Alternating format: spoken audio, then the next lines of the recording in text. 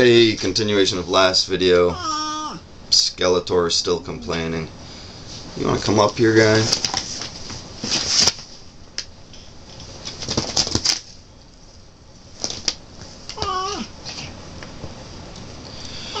So,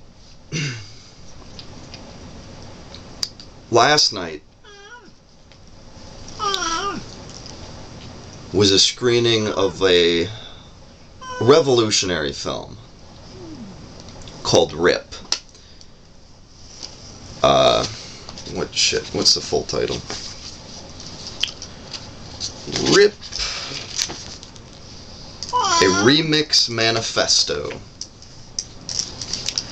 And I'll put a link to their website. I'm pretty sure you can go there and watch it in its entirety. If not, you can download it in its entirety.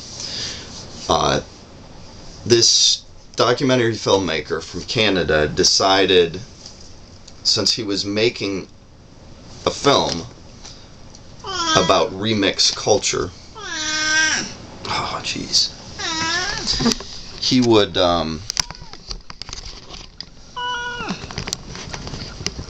hey, peace. Hey. Since he was making a film about remix culture, he would make the video available online and ask people to download it, remix and edit it, and upload it again. And he's turning his website into something of a YouTube, but specifically for remixers.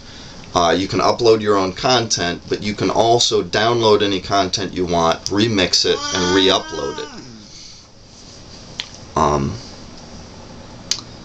What was screened last night was a brand new version of the film. He screened RiP at the Sundance Film Festival like 2 weeks ago. Then he posted that finalized version that he presented and asked people to do it again. And the screening last night included some footage from that screening, shot during Sundance. And it's revolutionary. And it made me realize that these issues, I've felt kind of guilty just focusing on fair use. And there's plenty of things that I've put off talking about that are important, that I want to get to. The trajectory our country is on, stuff with Obama, there's global warming, which is a misnomer. Should be global climate change or global climate instability, aggravation, whatever. And I don't know that the primary cause is humans. I don't understand the science, all that, and even the scientists are in argument, and everything is so muddy now because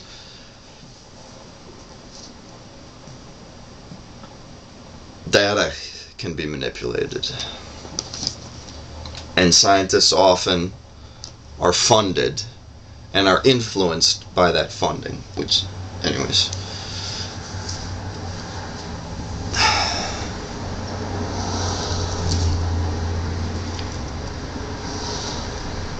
This will scare some people.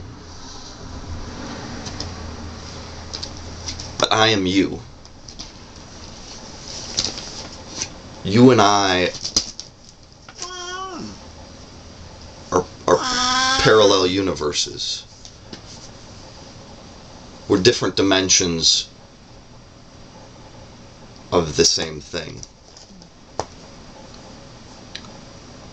And the way I thought to express this last night that I really like, and I just used that word express, which I'm about to use in this phrase, We are different expressions of the same soul.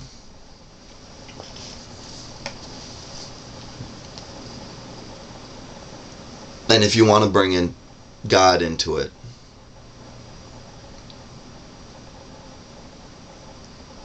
and this goes back to Biff Baff and beyond, that if we're little holes in the cosmic membrane that allows the light of God through, we're each limited versions of God, but we exist in His image. The potentials that He has are within us. And art is just the start of this discussion. It's just a creative endeavor for communication, for expression of ideas that can be expanded into other aspects of life. Patents, trademarks, the U.S. has decided to shift from a production-based economy to an intellectual property-based economy. And it's not all good, because it limits advancement of knowledge and the sciences. AIDS drugs are patented, and no one else can produce them, which means the people who hold the patents can charge as much as they want for them, and that's why the drugs are so expensive. It's not purely the cost involved in producing them. It also is the greed of the people who control those specifically molecular combinations. I'm checking time repeatedly.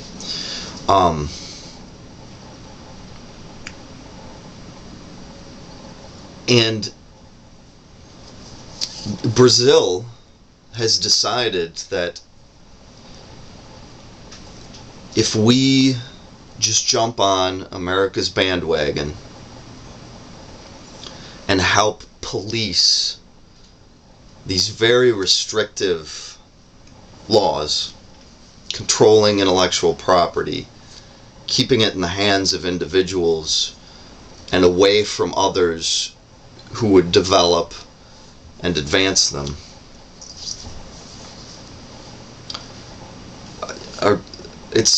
we're causing death. We're causing a humanitarian crisis. And so they said, let's make a governmental decision to open things up for manipulation. And they've developed their own AIDS drugs, which are far less expensive. And culturally, they've embraced this remix culture. Repeating myself because it's early. That's okay. I'm gonna check time. Let's say hi to Kerr. How you doing, Kerr? Kerr? Okay. And it doesn't stop at drugs. I mean, you know, we may have a cure for cancer, but there's biological life that has been patented. You know, a vine in the Amazon that has some medicinal properties, and in fact has been used by native peoples for hundreds of years for various reasons. Some white guy walked into the Amazon, grabbed this vine, I think it's a vine, maybe it was a root, they didn't go into it in detail, and then patented it. So he now owns the rights to this plant. How is this even possible? That someone can own not a specific living thing. I mean, I technically own Gur. I like to call her my cohabitant, not my pet. But that's you know, because I'm a freak with extreme notions. But how can you own a biological entity? I mean, across the board. It goes beyond slavery to... Oh, I think I'm going to coin a term here. Genoslavery? Right? You've enslaved a whole genus, a whole species. Genoslavery. And you're keeping it out of the hands of others. And this goes forward. And I'll keep going, whatever, you know.